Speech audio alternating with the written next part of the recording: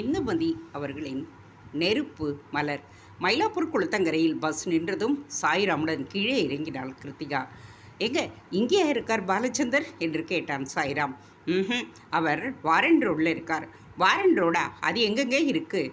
லஸ்டர்ச் ரோடை கட் பண்ணி போகணும். பின்ன இங்கேயே இறங்கிட்டீங்க? இங்கே எனக்கு கொஞ்சம் வேலை இருக்குது, அதை முடிச்சுட்டு போகிறதுல உங்களுக்கு எந்த ஆட்சேபனையும் இல்லையே. ஐயையோ, ஆட்சேபனையா? எனக்கா? எனக்கு அப்படி கேட்குறீங்க? அப்போது வீடு திரும்புகிற வரைக்கும் நான் செய்கிற எதையும் நீங்கள் ஆட்சேபிக்கக்கூடாது. என் பேச்சுக்கு மறு பேச்சு பேசக்கூடாது. என்ன? சரிங்க, அப்படி சொன்னால் போகாது. வேறு எப்படி சொல்லணும் சொல்லுங்கள். அப்படியே சொல்கிறேன். சத்தியம் பண்ணி சொல்லுங்கள். சத்தியமாக? மேலே என்னங்க சொல்லணும்? என் பேச்சுக்கு மறுபேச்சு பேச மாட்டேன். சத்தியமாக என் பேச்சுக்கு மறுபேச்சு பேச மாட்டேங்க. ஐயையோ, உங்கள் பேச்சுக்கு மறுபேச்சு பேச மாட்டேன்னு சொல்லுங்கள். ஐயையோ, உங்கள் பேச்சுக்கு மறுபேச்சு பேச மாட்டேங்க. அவனது குழந்தைத்தனமான பேச்சு அவளை சிரிக்க வைத்தது. சிரித்து கொண்டே, நான் சொன்னால் நீங்கள் கேட்கணுமா? மறுத்து பேசக்கூடாதா? உங்களை மறுத்து பேசவே மாட்டேன். ஏன் இப்போது பாலச்சந்தர் வீட்டுக்கு கூட்டிகிட்டு போகிறேனே, அதுக்காகவா? சிச்சி, என்னங்க நீங்கள் அவ்வளவு மட்டமாவா என்னை எடை போட்டுட்டீங்க? நீங்கள் என்னை பாலச்சந்தர் வீட்டுக்கு கூட்டிக்கிட்டே போக வேண்டாம். எனக்கு சினிமாவில் பாட்டு எழுதுகிற சந்தர்ப்பமும் வேண்டாங்க. வாங்க வீட்டுக்கு போயிடலாம். அடடே, என்ன இவ்வளோ கோவப்படுறீங்க? கோவம் இல்லைங்க, ரொம்ப வருத்தமாக இருக்குது. எதுக்கு வருத்தம்? பின்ன என்னங்க, பலனை எதிர்பார்த்து பிரியம் வைக்கிறவன் இல்லைங்க. நான் லாபம் கருதி அன்பு செலுத்துகிறவனும் இல்லை. என்ன இப்படியெல்லாம் பேசுகிறீங்க? நீங்கள் புரிஞ்சுக்காமல் பேசுனா நான் பேசக்கூடாதா? என்ன புரிஞ்சுக்கலைங்கிறீங்க? உங்கள் மேலே ஏற்பட்ட சொல்ல தெரியாத ஒரு பிரியத்தால் தாங்க நான் உங்கள் பேச்சுக்கு கட்டுப்படுறேன். எப்படிங்க அந்த பிரியம் ஏற்பட்டது? எதுக்காக ஏற்பட்டது என்று கேட்டிங்கன்னா காரணம் தெரியாதுங்க. பார்த்ததும் சில பேரை பிடிக்குமே, அந்த மாதிரி உங்களை ரொம்ப பிடிக்குதுங்க. நெகிழ்ந்து போய் சாய்ராமை பார்த்தாள் கிருத்திகா. மனது பரவசப்பட்டு கிடக்க மெதுவாக, எனக்குந்தான் உங்களை பிடிக்கிறது, நீங்கள் சொன்ன அதே மாதிரி பிடிக்கிறது. நிஜமாவா சொல்கிறீங்க? அவனும் ஒரு நிகழ்ச்சியுடன் கேட்க அவள் சற்றே உணர்ச்சி வசப்பட்ட குரலில் சத்தியமாக என்றாள். அதோடு சில நிமிடங்களுக்கு பேச்சு எதுவும் இல்லை.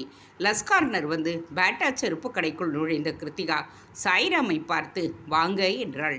அவன் சங்கோஜப்பட்டவனாக லேசாக குறுகி எதுக்குங்க என்று கேட்டதும் அவள், என் செய்கைக்கு ஆட்சேபனை தெரிவிக்கலை, பேச்சுக்கு மறுபேச்சு பேசலேன்னு சத்தியம் பண்ணு கொடுத்திருக்கீங்க என்று சொல்ல, சரிங்க என்று தலையாட்டியபடியே குழந்தை மாதிரியே உள்ளே நுழைந்தான் அவன்.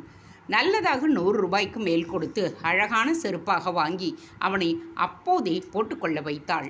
அதை போட்டுக்கொண்டு வெளியில் வந்தபோது லேசாக கண் கலங்கிற்று. குரல் கரக்கரக்க, ரொம்ப நன்றிங்க என்றான். இதோ பாருங்க கவிஞர் சார், இப்படி நன்றியெல்லாம் சொல்லி என்னை தள்ளி நிறுத்திடலான்னு நினைக்காதீங்க. நான் விலகி போகிறதா இல்லை, வாங்க என் கூட என்று எதிரில் சற்று தள்ளியிருந்த ஒரு பெரிய ஆண்கள் துணிக்கடையில் நுழைந்து 4 பேண்ட்டுகளும் அதற்கு ஏற்றாற்போல் 4 ஷர்ட்டு துணிகளும் எடுத்து அவன் வேணாங்க போருங்க என்று சொல்லி கொஞ்சம் கொஞ்சம் கூட கேட்காமல் அங்கே இருந்த தையற்காரரிடம் அளவெடுக்க சொல்லி தைக்க கொடுத்து விட்டு வெளியில் வந்த பொழுது அவன் நிஜமாகவே அழுது விட்டான். இப்படியெல்லாம் யாரும் என் மீது அன்பு காட்டினதே இல்லைங்க. சாமி சார், அன்பிற்கே உருகி போயிடுறேனா? நீங்கள் இந்த மாதிரியெல்லாம் பண்ணினா செத்தே போயிடுவோம் போல இருக்குங்க. யாருக்கும் தெரியாத வகையில் கண்களை துடைத்து கொண்டு அவன் சொன்னதும் நிலையின் இறுக்கத்தை புரிந்து கொண்டு அவள் சிரித்து கொண்டே பேசினாள். வீட்டுக்கு போனதும் கணக்கு எழுதி வச்சுப்பேன், எல்லாத்துக்கும் வட்டி போட்டு பதிலுக்கும் வாங்கிடுவேன். ஆமாம், இந்த மனசுக்கு வட்டி போட்டு வாங்க தெரியுமா என்ன என்கிறார் போல் புன்னகை செய்தான். அங்கிருந்து ஒரு ஆட்டோ பிடித்து வாரண்ட் ரோடிற்கு வந்து பாலச்சந்தர் வீட்டிற்கு சென்ற பொழுது அவர் ஊரில் இல்லை. அவரது மனைவி கிருத்திகாவை வரவேற்று உபசரித்து காஃபி கொடுத்தார். என்ன, உன்னை ரொம்ப நாளாக காணோம் என்ற கேள்விக்கு தான் டில்லிக்கு படிக்கப் போனதை தெரிவித்துவிட்டு அவர் வருகின்ற தேதியை தெரிந்து கொண்டு திரும்ப வருவதாக சொல்லி புறப்பட்டு வெளியில் வந்ததும் சாய்ரான் வருத்தமாக சொன்னான், என்னங்க பண்ணுறது, எங்கே போனாலும் என் அதிர்ஷ்டம் முன்னாலேயே போய் நிற்குதுங்க. என்ன நீங்கள் என்று கோபத்தோடு அவனை பார்த்தாள் கிருத்திகா. இதுக்கு போய் இப்படியா மனதுடைந்து போவது? அவர் ஊருக்குத்தானே போயிருக்கிறார். உங்கள் பாட்டை படித்து மறுக்கவில்லையே. அவர் வந்ததும் திரும்பி வந்து பார்க்கலாம். அதற்குள் எஸ்பி முத்துராமன், ஸ்ரீதர், ஆர்சி சக்தி, இப்படி எத்தனையோ டைரக்டர் இல்லையா போய் பார்க்கிறது. அவங்களையெல்லாம் உங்களுக்கு தெரியுமா? தெரிஞ்சுக்கலாம். இது ஒரு கஷ்டமா என்ன? என்னங்க இவ்வளோ நம்பிக்கையாக பேசுகிறீங்க? பின்ன உங்களை மாதிரி ஒரு சின்ன ஏமாற்றத்துக்கே மனசு உடைஞ்சு போயிடுவேனா என்ன? அது இல்லைங்க, முதல் முறையாக நீங்கள் கூட்டிகிட்டு வரீங்க. அவர் இல்லாதது ஏதோ சகுனத்தடையாக பட்டுதுங்க. சகுனமா? ஏன் சார், நீங்கள் கூடவா இதையெல்லாம் நம்புறீங்க? முற்போக்கு கவிஞன்னு சொல்லிக்கிறீங்க, சகுனம் தடைன்னு பேசுகிறீங்க. ராகு காலத்தில் மனசுக்குள்ளே ஒரு கவிதையை குறிச்சிக்கிட்டு வந்தால் எழுதலாமலா விட்டு விட்டு போயிடுவீங்க? அது இல்லைங்க, வந்து வரவும் வேணாம் போகவும் வேணாம், இன்றைக்கி ராத்திரி முழுக்க உட்காந்து உங்கள் கவிதையை ஒன்று விடாமல் பார்த்து முடிக்க போகிறேன். அந்த நோட்டு புத்தகத்தை என்கிட்ட கொடுங்க. இந்தாங்க படிங்க. படிச்சுட்டு உண்மையான விமர்சனத்தை சொல்லணும். பொய் சொல்கிறது, முகசுதிகளாக பேசுகிறது எல்லாம் என்கிட்ட எப்போவுமே கிடையாது. மனசில் பட்டதை பளிச்சுன்னு சொல்லிடுவேன். அதனால் கவலைப்படாதீங்க, உண்மையைத்தான் சொல்லுவேன். மீண்டும் குளத்திற்கு வந்த பிறகு கிருத்திகாவுக்கு திடீரென்று ஒரு யோசனை தோன்றியது. டெல்லிக்கு டெலிஃபோன் பண்ணி பாஸ்கரப்பாவிடமும் ராம்சிங்கிடமும் பேச வேண்டும் என்று தோன்றியது. அதனால் சிறிது தயங்கி சாய்ராமை பார்த்தாள். என்னங்க என்று கேட்டான் அவன். இப்போ உடனே உங்களுக்கு வீட்டுக்கு போகணுமா? அப்படி ஒன்றும் அவசரம் இல்லைங்க. எதுக்கு கேட்குறீங்க? இல்லை, டெல்லிக்கு ஒரு ட்ரங்க் கால் பண்ணணும்னு நினைக்கிறேன். நான் தங்கி இருந்த வீட்டு மனிதர்களோட பேசணும். ஓ, தாராளமாக பேசிட்டு போகலாம், வாங்க. இருவரும் மவுண்ட் ரோடு தபால் நிலையத்துக்கு வந்து டெல்லி நம்பரை பதிவு பண்ணிவிட்டு காத்திருந்தனர். அரை மணி நேரத்துக்கு இணைப்பு கிடைக்க பக்கத்து குண்டிக்குள் போய் கிருத்திகா பேச ஆரம்பித்தாள். ராம்சிங், நான் கிருத்திகா பேசுகிறேன். வீட்டில் இருந்து இல்லை, வெளியிலேருந்து பேசுகிறேன். ஆமாம், இனி வீட்டு நம்பரில் நான் கிடைக்க மாட்டேன். வாரம் ஒரு தரம் நானே ட்ரங்க் கால் பண்ணுறேன். எப்படி இருக்கீங்க? அச்சா ஹை மேம் சாப், நீங்கள் எப்படி இருக்கீங்க? பகுத் அச்சா ஹை ராம்சிங். அப்பா இருக்காரா? இதோ பக்கத்தில் தான் காத்துக்கிட்டு இருக்கார், தரேன். அப்பா, கிருத்திகா பேசுகிறேன். எப்படி இருக்கீங்க? நான் நல்லா இருக்கம்மா, நீ எப்படி இருக்க? நல்லா இருக்கேன்ப்பா. 3 minutes ஓவர். இடையில் குறுக்கிட்டு பெண் குரலுக்கு மேலும் 1 நிமிடங்கள் நீடிக்க சொல்லிவிட்டு பின்பு அர்ஜுனனிடமிருந்து ஏதாவது தகவல் வந்தது அப்பா? இல்லைம்மா, என்னன்னாலும் தொடர்பு கொள்ள முடியவில்லை. டெலிஃபோன் தொடர்பை முற்றிலும் அவர்கள் கத்தரித்து வைத்திருக்கிறார்கள். யாராலும் பஞ்சாபோடு எந்த தொடர்பும் வைத்துக்கொள்ள முடியவில்லை. எனக்கு தெரிந்த இராணுவ அதிகாரிகள் அத்தனை பேரையும் விசாரித்து விட்டேன். ஒரு தகவலும் தெரியவில்லை என்கிறார்கள்.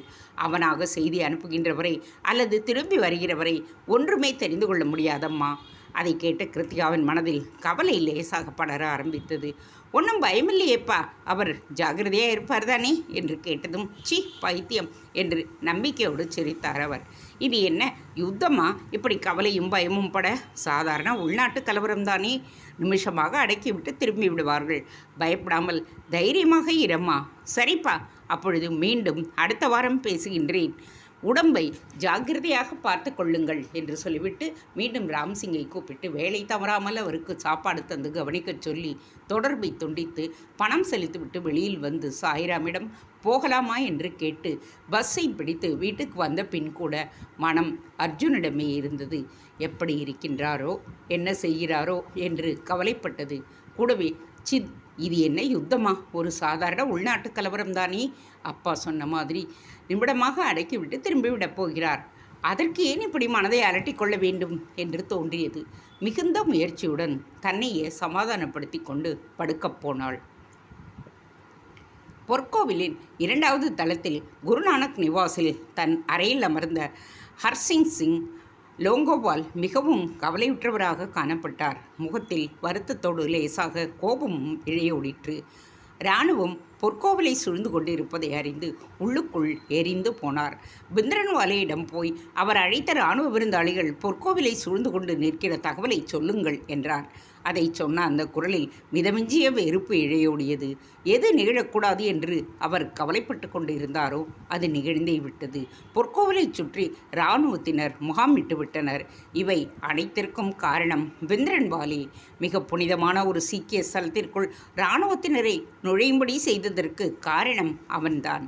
அவருடைய ஆட்களில் மிதமிஞ்சிய செயல்கள், பண்ணிய அட்டகாசங்கள், பறித்து கொண்ட அப்பாவி மக்களின் உயிர்கள், சில நாட்களாகவே பஞ்சாபில் இராணுவ நடவடிக்கை எடுக்கப்படலாம் என்பது அனுமானிக்கப்பட்டதுதான். அதுவும் ஜூன் 1 காலையில் சாதாரண உடையில் மேஜர் ஜெனரல் குல்தீப் சிங் பிரார் பொற்கோவிலுக்குள் நுழைந்திருப்பதை சிலர் பார்த்து கொண்டு வந்து சொன்னதிலிருந்து லோங்கோவாலாவின் கவலையும் வருத்தமும் அதிகமாயிற்று. பிரார் வந்திருப்பதால் இராணுவ நடவடிக்கை எடுக்கப்படலாம் என்று ஊகித்தாரே தவிர இவ்வளவு விரைவாக அவர்கள் செயல்படுவார்கள் என்று நினைக்கவில்லை. அதுவும் முதல் நாள் இரவு பிரதம மந்திரி இந்திரா காந்தி வானொலி மூலமாக பஞ்சாப் பிரச்சனையை எந்தவித சந்தேகமோ வருத்தமோ இடர்பாடோ அற்று சுமூகமாக உட்கார்ந்து பேசி தீர்த்து கொள்ளலாம் என்று தெரியப்படுத்தியிருந்தார். முதல் நாள் இரவு இப்படி செய்தி சொல்லி இருக்கிற பொழுது மறுநாள் காலையில் எவ்வாறு இராணுவம் பொற்கோவிலை சூழ்ந்து கொண்டிருக்கிறது என்பது அவருக்கு ஆச்சரியமான விஷயமாக இருந்தது. இந்திரா காந்தி மீது இதற்காக கோபப்பட்டாலும் கூட பேசி தீர்த்து கொள்ளலாம் என்று முடித்தாள். முதல் நாள் இரவு இப்படி செய்தி வந்திருந்த பொழுது மறுநாள் காலையில் இராணுவம் பொற்கோவிலை சூழ்ந்து கொண்டது ஆச்சரியமாக இருந்தது. சில காலங்களுக்கு முன்பே பிந்திரன்வாலே பொற்கோவிலுக்குள் தான் தங்கும் இடமான அகல் தந்திற்கு திருட்டுத்தனமாக ஆயுதங்களையும் தளவாடங்களையும் குவித்து வைக்கிறார் என்கின்ற செய்தி லோங்கோவாலின் காதுகளையும் எட்டி இருந்தது. அவரை பேட்டி காண வந்த சில வெளிநாட்டு பத்திரிகையாளர்கள் கூட பிந்திரன்வாலேயின் இந்த ஆயுத குவிப்பு பற்றி கேள்வி கேட்டார்கள். அப்பொழுது லோங்கோவால் அவற்றிற்கு சரியான பதிலை சொல்ல முடியவில்லை, கண்டித்தும் பேசவில்லை. அதற்காக லோங்கோவால் இப்பொழுது வருத்தப்பட்டார். தன் கடமையிலிருந்து தவறிய வேதனையில் தவித்தார். புனிதமான கோவிலுக்குள் ஆயுதாரணி ஏற்படுத்தி அப்பொழுதே தடுத்திருக்க வேண்டும், கண்டித்து பேசி இருக்க வேண்டும். அதை அகல்தக் தீவிரவாதி கொலையாளிகளின் பாசறையாக மாறின பொழுதே உரத்த குரல் எழுப்பி இருக்க வேண்டும். ஆனால் அப்பொழுதெல்லாம் அதை செய்ய தவறி வெறும் அஹிம்சை, இந்திய சீக்கிய ஒற்றுமை என்பதை மட்டும் சொல்லி கொண்டிருந்துவிட்டு இப்பொழுது பொற்கோவிலின் நாலா பக்கமும் இராணுவம் சூழ்ந்து கொண்டிருக்கின்ற இந்த சந்தர்ப்பத்தில் வருத்தமும் வேதனையும் படுவதால் என்ன லாபம் இருக்க முடியும்? யோசித்து யோசித்து லோங்கோவால் களைத்து போன அதே நேரத்தில் அகல் தக்தில் சில பத்திரிகை நிருபர்களுக்கு பதில் சொல்லி கொண்டிருந்தான் பிந்திரன்வாலே. அந்த பதிலில் அலட்சியம் தெரித்து அகங்காரமும் திமிரும் வெளிப்பட்டன. இராணுவத்தினர் மட்டும் இந்த பொற்கோவிலுக்குள் நுழைந்து பார்க்கட்டும், அப்புறம் இந்திரா காந்தியின் பதவி பட்டம் எல்லாமே தூள் தூளாக சிதறிப்போகும். அந்த அளவிற்கு நாங்கள் பாடம் கற்பிப்போம். உள்ளே நுழைகின்ற ஒவ்வொரு ஜவானின் உடம்பையும் கூறு போட்டு திருப்பி அனுப்புவோம். 1983 டிசம்பரில் அகல்தக் பூசாரியான கிருபால் சிங் பிந்திரன்வாலேயே உள்ளே நுழைவதற்கு கூட அனுமதி தரவில்லை. அதுவரை பிந்திரன்வாலேவிற்கும் அகல்தக்தில் நுழைகின்ற தைரியமும் ஏற்படவில்லை. அதற்கு பின் அவன் உள்ளே வர மட்டும் அனுமதி அளித்தார் கிருபால் சிங். உள்ளே வந்த பின் பிந்திரன்வாலே கொஞ்சம் கொஞ்சமாக திருட்டுத்தனமாக ஆயுதங்களை கடத்தி கொண்டு வந்து அகல்தக்தில் உள்ள சேர்ப்பதை அறிந்த அவர் அதை எதிர்த்தார். அப்பொழுது தலையிட்டு கிருபால் சிங்கை சமாதானப்படுத்தி ஆயுத குவிப்பிற்கு அனுமதி தந்து வைத்தவர் சிரோமணி குருத்வாரா பிரபந்த கமிட்டி தலைவரான குர்சரண் சிங் தோரா. அதை நினைத்து நினைத்து இப்பொழுது வருத்தமும் வேதனையும் பட்டு கொண்டிருந்தார் தோரா. அன்று கிருபால் சிங்கின் எதிர்ப்பை ஆதரித்திருந்தால் இன்று இந்த நிலைமை ஏற்பட்டிருக்காதே என்று தோன்ற குற்ற உணர்வில் மேலும் குமுறிக்கொண்டிருந்தார் அவர். ஜூன் 5 விடியற்காலை 5 மணிக்கு மெகாஃபோன் வழியாக தனக்கு கொடுக்கப்பட்ட கட்டளையை நிறைவேற்றி கொண்டிருந்தான் அர்ஜுன். கணீர் என்ற குரலில் அழகாக இந்தியில் பேசினான். உள்ளே பிரார்த்தனை செலுத்த போன பக்தர்களே, தயவு செய்து வெளியில் வந்துவிடுங்கள். உங்கள் உயிருக்கு இராணுவத்தினரான நாங்கள் உத்தரவாதம் அளிக்கின்றோம். தயவு செய்து வெளியில் வாருங்கள். அதேபோல் சீக்கிய தீவிரவாதிகளே, உங்களுக்கும் வேண்டுகோள் விடுக்கின்றோம். உங்களின் ஆயுதங்களை கீழே போட்டுவிட்டு சரணடைந்து விடுங்கள். சரணடைபவர்களை இராணுவம் ஒன்றும் செய்யாது. பிந்திரன்வாலே அவர்களே, தங்களுக்கும் தங்களோடு உள்ளே இருக்கின்ற இதர சீக்கிய தலைவர்களுக்கும் கூட சரணடைய சொல்லி அழைப்பு விடுக்கப்படுகிறது. இராணுவம் தீவிர நடவடிக்கை எடுப்பதற்கு முன் கடைசியாக ஒரு சந்தர்ப்பம் தரப்படுகிறது, வேண்டுகோள் விடப்படுகிறது. நாலா பக்கமும் இராணுவம் சூழ்ந்து கொண்டு விட்ட இந்த நிலையில் உங்களால் வேறு எதுவும் செய்ய முடியப் போவதில்லை. அதனால் சரணடைவதை தவிர வேறு வழி உங்களுக்கு இல்லை. இராணுவம் உங்களுக்கு கொடுக்கின்ற கடைசி சந்தர்ப்பம் இது. அதை உபயோகப்படுத்தி கொள்ளுங்கள். சரணடைந்து விடுங்கள். அர்ஜுனனின் அந்த மெகாபோன் குரலுக்கு 126 பேர்கள் மட்டுமே சரணடைந்தனர். மற்றவர்கள் வெளியில் வரவில்லை. சிலர் பிந்த்ரன்வாலேயின் ஆட்களுடன் சேர்ந்து ஒளிந்து கொண்டார்கள். இன்னும் சில பக்தர்கள் லோங்கோவால் தங்கியிருந்த குருநானக் நிவாஸில் போய் தங்கிவிட்டனர்.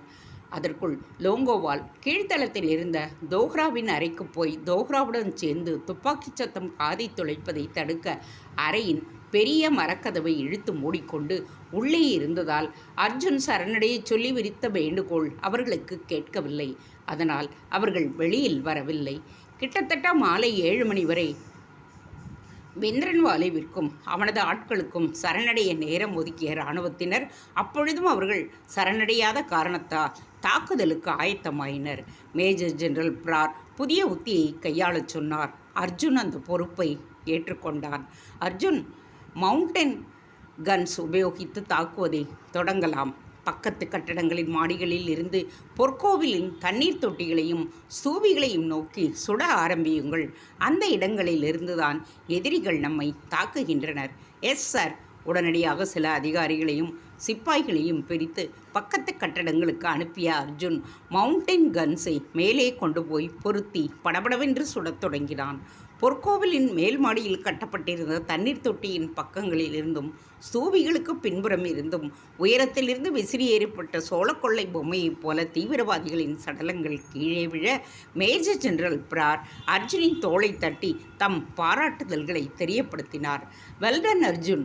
இன்னும் சிறிது நேரத்தில் பொற்கோவில் நுழைந்து தாக்குதலை தொடர வேண்டும். இதை கேட்டு அர்ஜுன் தயங்கினான். பொற்கோவிலுக்குள் நுழைய நமக்கு அனுமதி கிடைத்து விட்டதா சார்? மிக அவசியமானால் பொற்கோவிலுக்குள் நுழையச் சொல்லி எப்பொழுதோ உத்தரவு கிடைத்துவிட்டது. ஹர்மந்திர் சாஹிபில் தாக்குதல் நடத்த வேண்டாம் என்பதுதான் வேண்டுகோளை தவிர அகல் தக்த் பற்றி எந்த வேண்டுதலும் இல்லை. எதிரிகள் பொற்கோவிலுக்குள் இருக்கிற எல்லா இடங்களையும் விட்டுவிட்டு அகல் தக்தை சுற்றி மட்டும் முற்றுகையிட்டு தாக்குவதை பார்க்கின்ற பொழுது அவர்கள் அகல் தக்தை மட்டும் காப்பாற்ற நினைக்கிறார்கள் என்பது தெரிகிறது. அதனால் பிந்த்ரன்வாலேயும் மற்ற ஆட்களும் அதற்குள் தான் இருக்க வேண்டும். எனவே இனி நம்முடைய இலக்கு அகல் தக்த் தான். அகல் தக்தை நெருங்க வேண்டுமானால் பொற்கோவிலுக்குள் நுழைந்துதான் தீர வேண்டும். வேறு வழியில்லை. சரியாக 10:30 மணிக்கு தயாள் தலைமையில் ஒரு குழு குருராம் சாஹிப்பின் பக்க வாயில் வழியாக பொற்கோவிலுக்குள் நுழையட்டும். இன்னொரு பெட்டாலியன் உன் தலைமையில் நூலகத்தின் பின்புற வழியாக எதிரிகள் இயந்திர துப்பாக்கிகளை வைத்து தாக்குகின்ற அந்த வழியாக உள்ளே நுழைந்து விடட்டும்.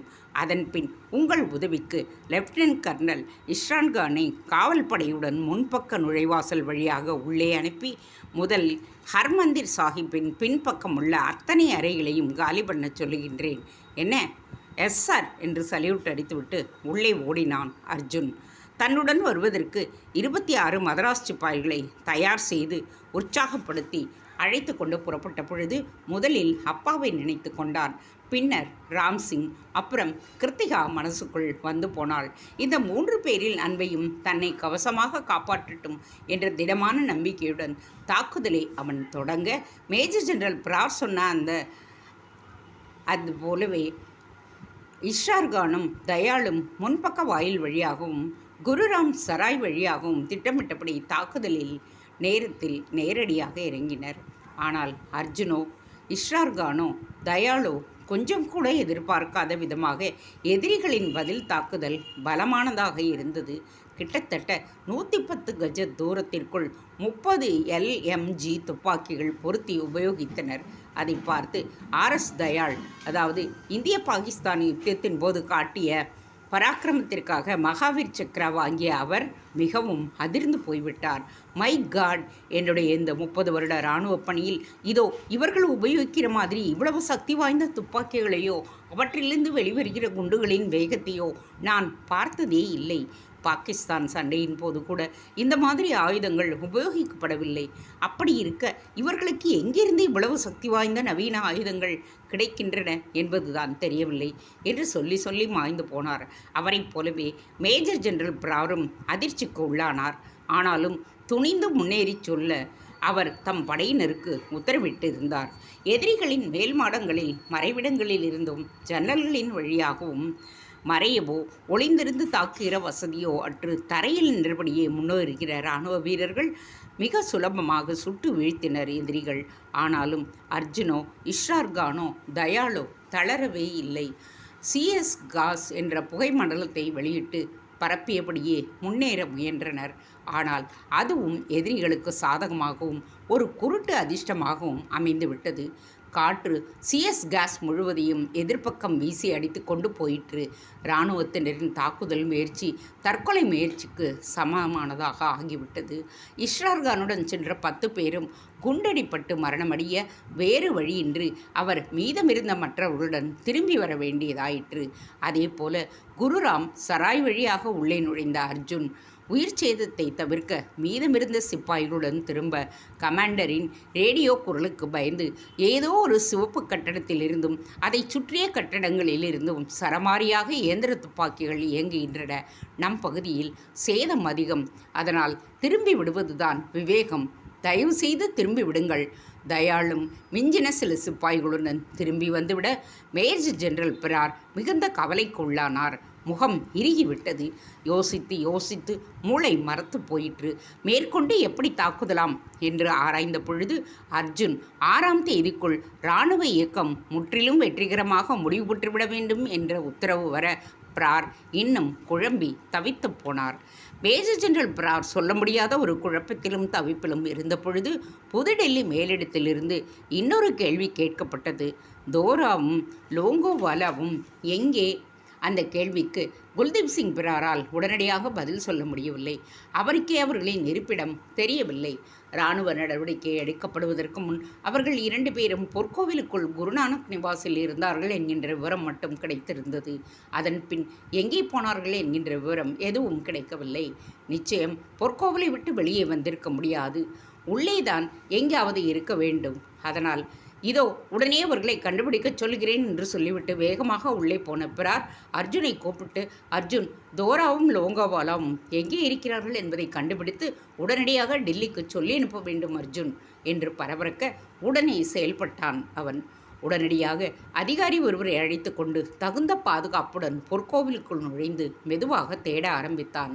ஹர்மந்திர் சாஹிப், குருநானக் நிவாஸ், எல்லா இடங்களிலும் தேடி கடைசியில் ஒரு பெரிய மதக்கரவால் மூடப்பட்டு வெளிச்சத்தமோ வராத தோராவின் அறைக்குள் லோங்கோவால் இருப்பதை பார்த்தான். உள்ளே நுழைந்ததும் அவரோடு தோராவும் பல்வந்த் சிங் ராமுவாலியாவும் அவர்களை தவிர கிட்டத்தட்ட 30 நபர்களும் அடைப்பட்டு கிடந்தனர்.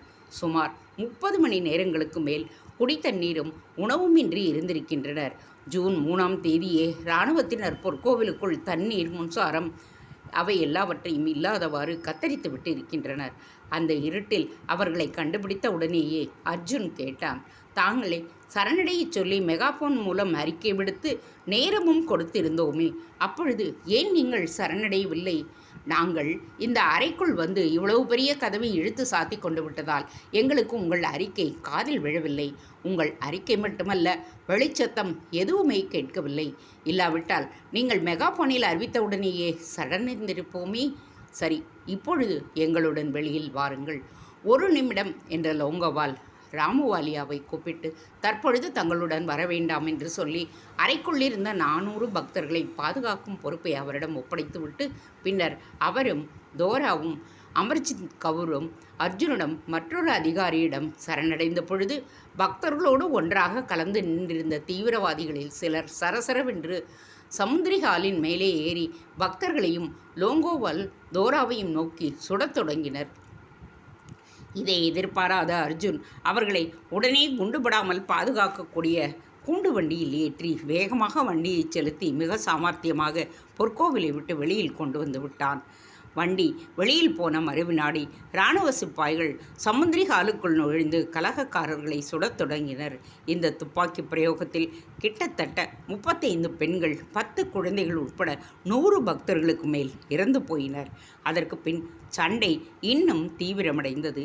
ஹர்மந்திர் சாஹிப் குண்டு வீச்சில் சிதிலமடைந்து தீவிரவாதிகளுக்கு உயரமான இடங்களில் இருந்து கீழே இருக்கிற இராணுவ வீரர்களை சுடுவது சுலபமாக இருந்தது.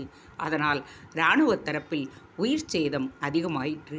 அதற்கு மேலும் தரையில் மறைவிடமற்ற இடத்தில் சண்டையிடுவது விவேகமற்ற செயலாகப்பட இராணுவ வீரர்கள் திருப்பி அழைக்கப்பட்டனர். அன்று மாலை சூரிய அஸ்தமனத்திற்கு பின் இராணுவ வீரர்கள் தாக்குதலை நிறுத்தி கொண்டனர்.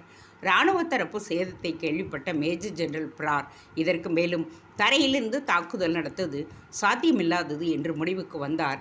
இனி பேட்டன் டேங்குகளை உபயோகிப்பதை தவிர வேறு வழியில்லை என்று நினைத்தார். இதற்காக ராத்திரி 11 மணிக்கு மேல் சுந்தர்ஜியை தொலைபேசியில் அழைத்து டேங்குகளை உபயோகிக்க அனுமதி கேட்டார். ஆனால் சுந்தர்ஜி உடனடியாக அதற்கு சரி சொல்லிவிடவில்லை. நிலைமையை நேரில் பார்த்த பின்னே அனுமதி வழங்க முடியும் என்று சொல்லி சரியாக நடுராத்திரி 2:30 மணிக்கு பஞ்சாப் வந்து இறங்கினார். தானே பொற்கோவிலை சுற்றி பார்த்துவிட்டு நிலைமையை கவனித்த பின் வேறு வழி எதுவும் இல்லாமல் போகவே டேங்குகளை உபயோகிக்க சொல்லி அனுமதி கொடுத்தார். உடனே டேங்குகள் உள்ளே அனுப்புவதற்கான திட்டங்களும் வகுக்கப்பட்டன. மறுநாள் அதிகாலை 4 மணிக்கு குரு ராம்தாஸ் சராய் வழியாக முதல் டேங்கை உள்ளே அனுப்பினார் பிரார். அந்த டேங்க் உள்ளே நுழைந்ததுமே உடனே அகல்தக்திலிருந்து ஆன்டி டேங்க் ராக்கெட் வீசப்பட்டதை பார்த்து அவர் அதிர்ந்து போனார். அவர் அதை சிறிது கூட எதிர்பார்க்கவில்லை. இவர் பெரிய பூதம் போலவும் மலை மாதிரியும் நகர்கின்ற டேங்குகளை எதிர்க்கக்கூடிய நவீன போர் ஆயுதங்களை தீவிரவாதிகள் எங்கிருந்து சேகரித்து கொண்டு இப்படி வந்திருக்கிறார்கள் என்கின்ற பிரமிப்பு ஏற்பட்டது. அந்த முதல் ஏபிசி சிதிலமடைந்தது. அதற்கு பிறகு பிரார் சிறிது கூட தாமதிக்காமல் அதே வழியாக ஒன்றன் பின் ஒன்றாக 7 டேங்குகளை உள்ளே அனுப்பினார். டேங்குகள் நுழைந்ததில் பரிக்கிரமாவின் பளிங்கு கற்களால் கட்டப்பட்ட படிகள் மளமளவென்று உடைந்தன. டேங்குகளின் கனம் தாங்காமல் தரையும் கட்டடங்களும் விரிசல் கண்டன. டேங்குகள் உள்ளே நுழைகின்ற பொழுதே மீண்டும் ஒருமுறை தீவிரவாதிகளை சரணடைய சொல்லி அறிக்கை விடப்பட்டதில் கிட்டத்தட்ட 200 தீவிரவாதிகள் மட்டும் சரணடைந்தனர்.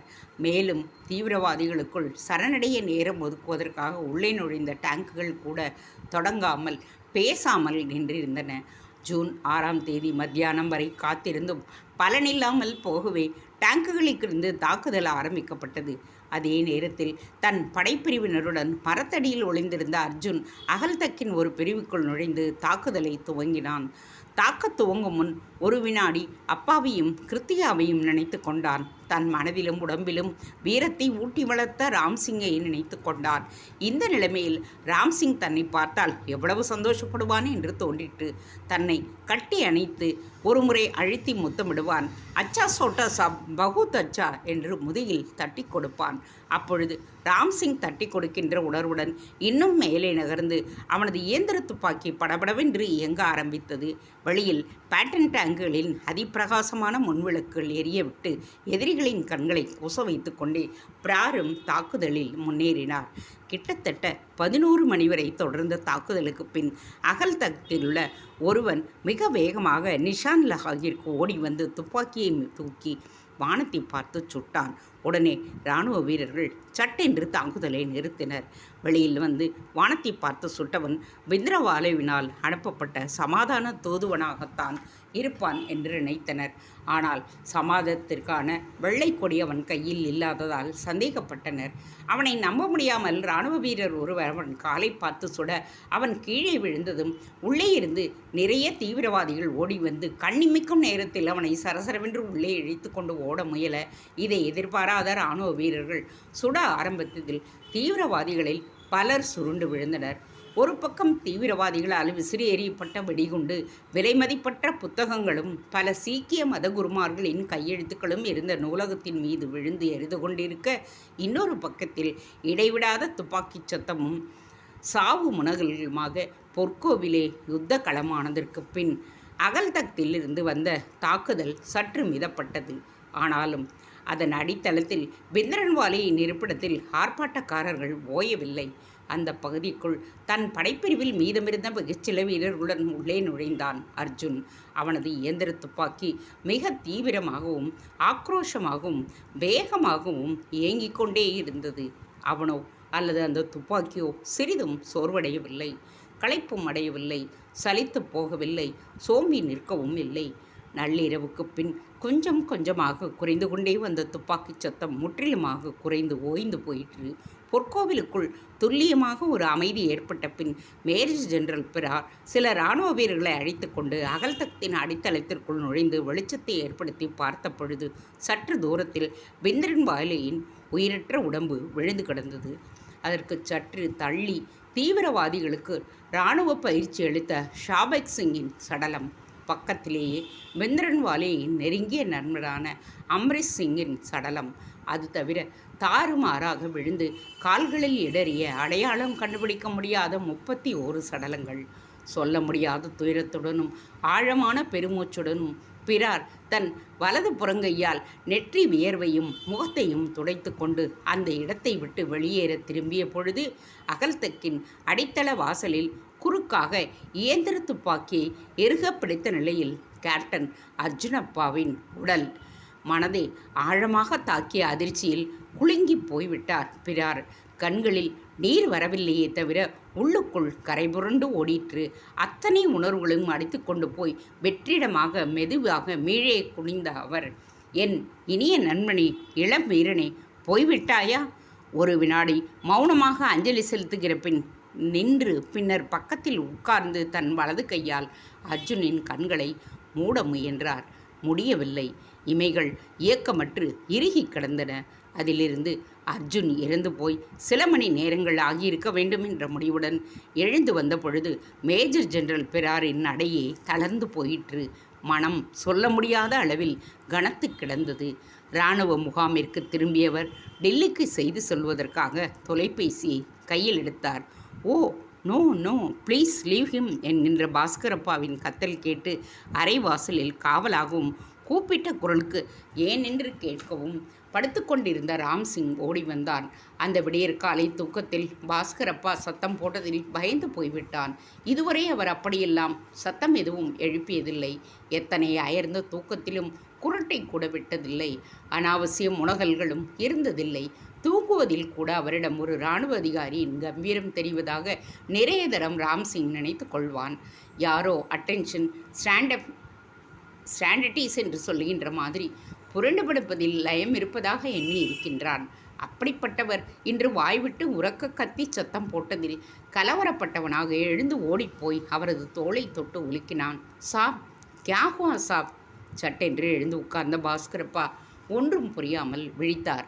விளக்கு எறிவதையும் ராம்சிங் நிற்பதையும் பார்த்து குழம்பி போனார். என்ன இது? நம் வீட்டில் இருக்கின்றோம். சற்று முன் ஓடிய இரத்த ஆறும் அதில் மிதந்த உயிரற்ற உடம்புகளும் எங்கு போயின? ஏதோ காட்டு மனிதர்களாக தோற்றமளித்த கும்பல் எங்கே?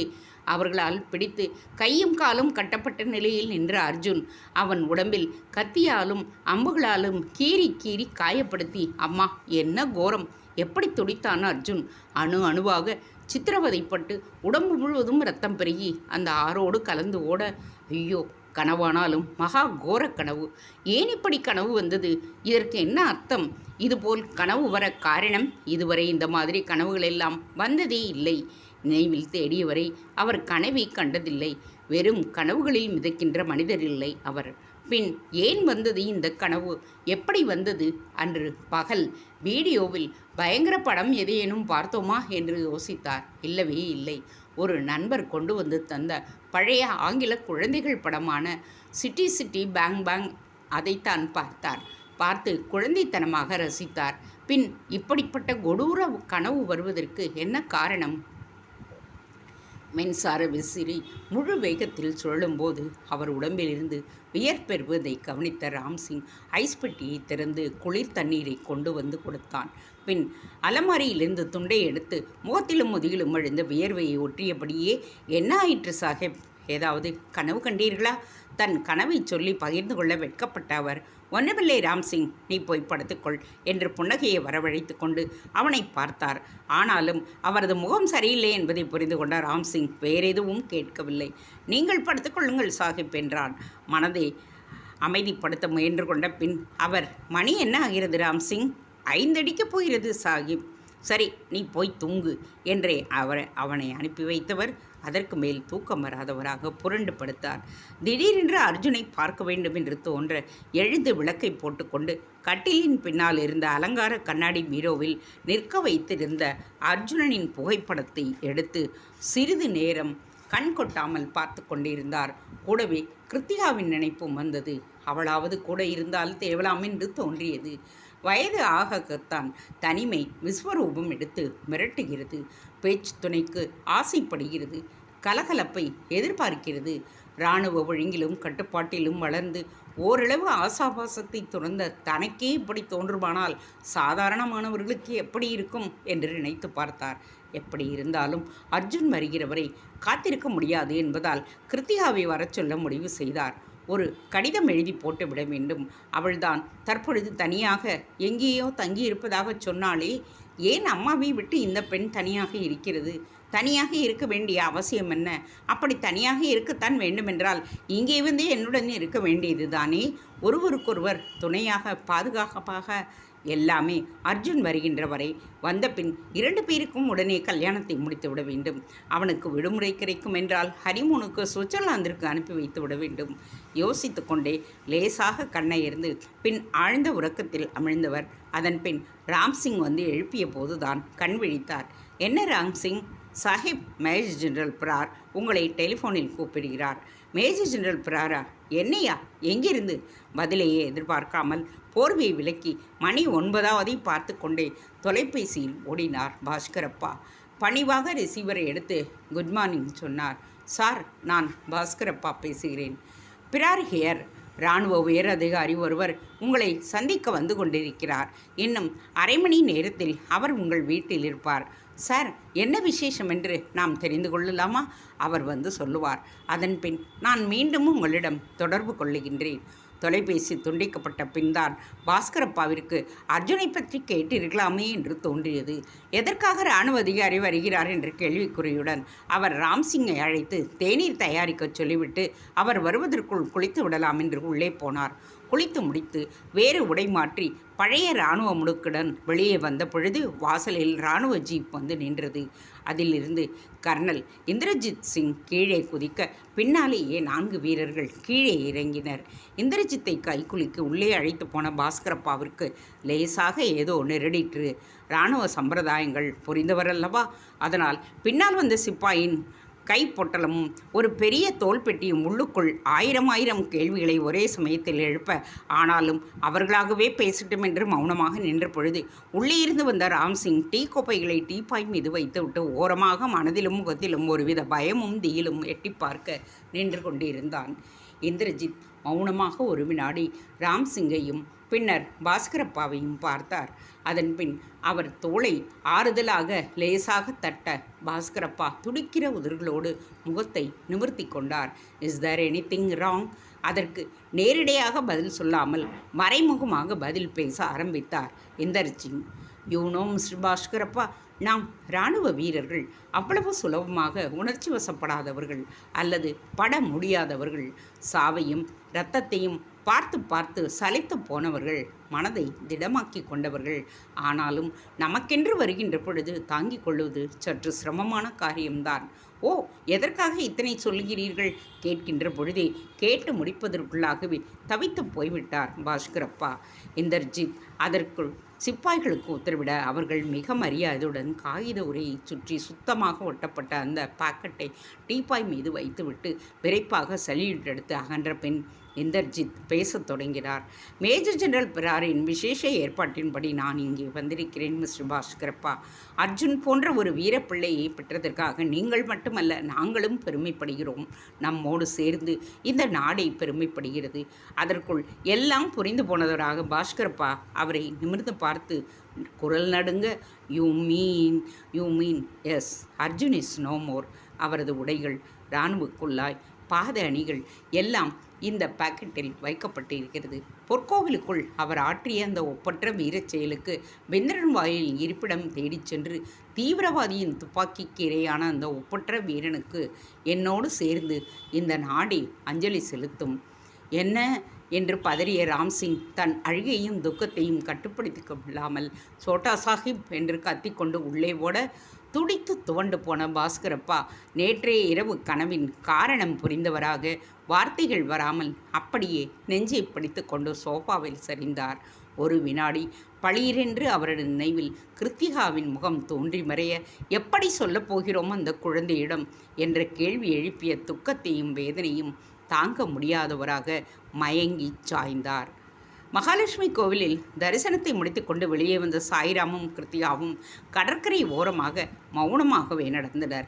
அன்னை வேளாங்கண்ணி ஆலயத்தை தாண்டியதும் சாய்ராம் தான் கேட்டான், ஏங்க இப்படி உட்காரலாங்களா, நேரமாகல என்றபடியே கைகடிகாரத்தை பார்த்தாள் கிருத்திகா. மணி 5:30 ஆகியிருந்தது.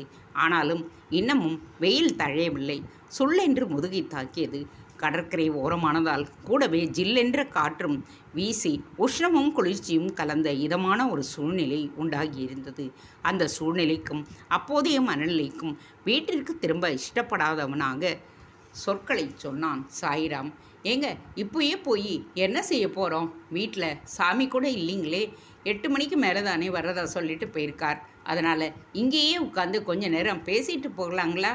சரி என்று உட்கார்ந்தாள் கிருத்திகா. அவளுக்கு எதிரில் சற்று தள்ளி சாய்ராமும் உட்கார்ந்து கொண்டான். அந்த நேரத்தில் கடற்கரை சந்தடியற்று கிடந்தது. அந்த கடற்கரை எப்பொழுதுமே சந்தடியற்றுத்தான் இருக்கும். அதில் கூட்டம் இருக்காது. அதனால் சாய்ராமிற்கு மிகவும் பிடித்த இடம் அது. அன்றும் உட்கார்ந்து வானத்தையும் மூட்டை மூட்டையாக நகர்கின்ற மேகங்களையும் சமுத்திரத்தையும் மாறி மாறி பார்த்தபடியே மௌனமாக இருந்தவன் சட்டென்று திரும்பி அவளை பார்த்து கேட்டான், ஏங்க கவிதைகளை படிக்கிறதா சொல்லி என்கிட்ட இருந்து நோட்டு புத்தகத்தை வாங்கி வச்சுக்கிட்டீங்களே, படிச்சிங்களா? உங்கள் அபிப்பிராயம் என்ன? அவனின் அந்த கேள்விக்கு கிருத்திகா உடனே பதில் சொல்லிவிடவில்லை. குற்ற உணர்வுடனும் மன்னிப்பு கேட்கின்ற பாவனையிலும் பார்வையை உயர்த்தினாள். பின் நிதானமாக, ஐ எம் சாரி சாய்ராம், நீங்கள் என்னை மன்னிக்கணும். உங்கள் கவிதைகளில் ஒன்றை கூட என்னால் படிக்க முடியவில்லை. நோட்டை திறந்து படிக்க உட்கார்ந்தால் மனது எங்கேயோ அலைகிறது. எண்ணங்கள் ஒவ்வொன்றாக படிப்படியாக வந்து என் கவனத்தை கலைக்கிறது. இத்தனை நாளாக வச்சுக்கிட்டு இருந்து படிக்கலேன்னு சொல்கிறதுக்கே வெக்கமாக தான் இருக்குது. ஐயோ என்னங்க நீங்கள் படபடவென்று குறுக்கிட்ட சாய்ராம். உங்கள் அபிப்பிராயத்தை தெரிஞ்சுக்கலான்னு கேட்டேன் தவிர வேறு எதுக்காகவும் இல்லைங்க. ஏங்க உங்ககிட்ட ஒன்று கேட்டால் தப்பாக நினச்சிக்க மாட்டீங்களே? என்ன சாய்ராம் இப்படி கேட்குறீங்க? தப்பான எதையும் நீங்கள் கேட்க மாட்டீங்கன்னு எனக்கு தெரியும். அதனால் தைரியமாக கேளுங்க. வந்து கொஞ்ச நாளாகவே உங்கள் முகம் சரியா இல்லை. அதுவும் 2-3 தரம் டெல்லிக்கு டெலிஃபோனில் பேசிட்டு வந்ததுலேருந்து இன்னமும் மாறி போயிருக்கு. நீங்கள் பகிர்ந்துக்காமல் போனால் கூட உள்ளுக்குள்ளே ஒரு சோகம் அழுத்திக்கிட்டு இருக்குங்கிறது எனக்கு புரியுது. அதுக்கு காரணம்தான் தெரியல. அம்மாவை விட்டுட்டு இப்படி தனியாக எங்களை எல்லாம் சாஸ்வதமாக நினச்சிக்கிட்டு இருக்கிறதுக்கும் காரணம் புரியலை. அதை கேட்டு மெலிதாக புன்னகை புரிந்தாள் கிருத்திகா. ஏன் நீங்கள் சாஸ்வதமாக இருக்க மாட்டிங்களா? இதோ பாருங்க, இந்த உடம்புல உயிர் இருக்க வரைக்கும் உங்களுக்கு ஒரு துணையாக பாதுகாப்பாக சாஸ்வதமாக இருக்கீங்க. கூட பிறந்தவனா வேண்டாங்க, ஒரு நல்ல நண்பனாக கடைசி வரைக்கும் இருப்பேங்க. அதில் ஒரு சந்தேகம் கூட இல்லைங்க. இது சத்தியம். நான் எழுதுகிற எழுத்துக்களுக்கு மேலே சத்தியம். வேணும்னா பாருங்கள். என்ன சாய்ராம் நீங்கள் எதை சொன்னாலும் இப்படி உணர்ச்சி வசப்பட்டுடுறீங்க? உங்கள் விஷயத்தில் தாங்க இப்படி மாறி போயிடுறேன். ஒருவேளை போன ஜென்மத்தில் உங்கள் வீட்டு நாய்க்குட்டியாக இருந்தனே என்னமோ. போங்க சாய்ராம் என்றவள் சட்டென்று வித்தியாசமாக மாறிப்போனாள். ஒரு பொறுப்பு தெரிய பேசினாள். நீங்கள் கேட்ட கேள்விக்கு பதில் சொல்லணும்னா நான் என்னை பற்றி எல்லா விஷயங்களும் சொல்லணும். அம்மாவை பற்றி, விஷ்ணு பிரசாதை பற்றி, அப்புறம் பாஸ்கரப்பா பற்றி, அர்ஜுன் பற்றி, ராம்சிங் பற்றி சொல்லக்கூடாதுன்னு நீங்கள் நினச்சா வேண்டாங்க. அதெல்லாம் ஒன்றும் இல்லை சாய்ராம். எங்கே தொடங்கலாம், எப்படி தொடங்கலான்னு தான் நான் யோசிக்கிறேன்னவ ஒரு வினாடிக்கு பின் ஒரு ஆரம்பம் கிடைத்து விட்ட மாதிரி மடமடவென்று சொல்ல ஆரம்பித்தாள். தேங்க்ஸ் ஃபார் வாட்சிங். Please subscribe.